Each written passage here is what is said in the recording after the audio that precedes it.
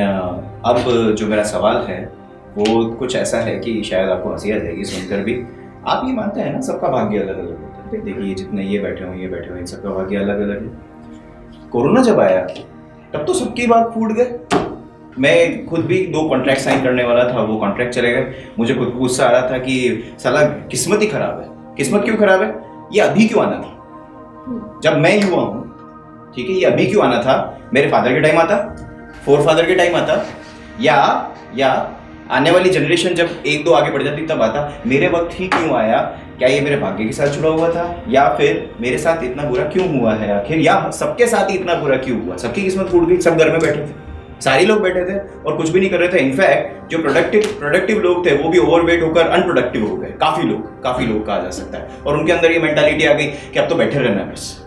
और कुछ लोग, आप तो यकीन नहीं करेंगे, कुछ लोगों ने इतना भी कह दिया आकाश की जिंदगी ऐसे ही चलती रहे और ऐसे ही खाते खाते मर जाऊं और ये जिंदगी तो ज्यादा बेटर लग रही है मुझे। तो आखिर अब आपका इसके ऊपर जवाब क्या होगा? कोरोना आ गया था तो कोरोना की वजह से तो पूरे आवाम के भाग फूट गए। अब क्या कहेंगे इसके बारे में? अर्थ जिसे कहते हैं ना, पूरी पृथ्वी है तो पूरी पृथ्वी का तो वहां पर तो भाग ही फूट गया। फिर क्या करेंगे? देखिए यहाँ पर इस चीज को आप जब डिफाइन करना चाहेंगे कि कोरोना, कोविड और जिसके कारण बहुत सारा लॉस हुआ, वाकई में लॉस हुआ, लेकिन हमने एक समय में कुछ चीजों का इतना दोहन कर लिया है।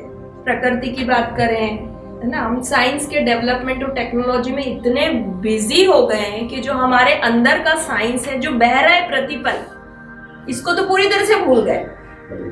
हर पल होने वाले न्यूरोनिक सिस्टम और हमारा जो डाइजेशन सिस्टम है, ब्लड सर्कुलेटरी सिस्टम है, इस पे जो सिर्फ मेडिसिन ने जो काम किया है या जो साइंस ने हमें चीजें बताई कि आप ये गोली ले लोगे तो आपका इस तरह से रक्तचाप हो जाएगा, इन चीजों पे हम इतना ज्यादा चले गए और जाते जा रहे हैं। प्रकृति ने तो सिर्फ एक आपको पॉज दिया है। आप जिन लोगों ने भी, मैंने देखा है ये चीजें, लॉस हुआ है, ह्यूमन लॉस भी हुआ है और धन का भी, धन हानि भी हुई, जन हानि भी हुई है, नो डाउट। लेकिन इसको जिन लोगों ने अपॉर्चुनिटी की तरह लिया है ना, उन लोगों ने, आप सिर्फ खाना पीना कर रहे हैं, लेकिन हमने परिवार के साथ जो समय बिताया, हालांकि इसमें झगड़े भी बहुत हुए, बहुत सारे सेपरेशन भी हुए हैं कोरोना के बाद, क्योंकि इतनी ज्यादा हमें साथ रहने की आदत ही नहीं थी। 12-12 घंटे हम घर से बाहर रहते थे और अचानक ऐसा हुआ कि हम 24 घंटे साथ में रह रहे हैं पति पत्नी। पता चला कि बाद में तो ये हो गया कि अब तो अलग ही होना है। तो कम से कम मैं तो कहूंगी कि ये क्लियरिटी तो आई आपको कि आप साथ में रह ही नहीं सकते 24 घंटे रहने के बाद। किसी चीज की स्पष्टता तो आई जीवन में, वो चाहे फिर रिश्ता खत्म होना बहुत अच्छी बात नहीं है, लेकिन एक क्लियरिटी आई। दूसरी बात कि जिन लोगों ने इसको एक चैलेंज की तरह लिया, जिसने अपॉर्चुनिटी की तरह लिया, उसने उस समय में बहुत पढ़ा लिखा, अपनी चीजों को समझने की, आपको प्रकृति ने उसी पॉज को, जो हम भाग रहे हैं ना, जो दौड़ लगा रहे हैं, उसमें उन्होंने कहा कि एक बार जस्ट ठहर के देख लो, एक बार अपने भीतर भी झांक लो। लेकिन इसकी कोशिश हमने नहीं की। हमने दोष मारना शुरू कर दिया वापस कि कोरोना हो गया, ऐसा हो गया, ये मर गए, उसका धन हानि हो गई, उसकी जन हानि हो गई।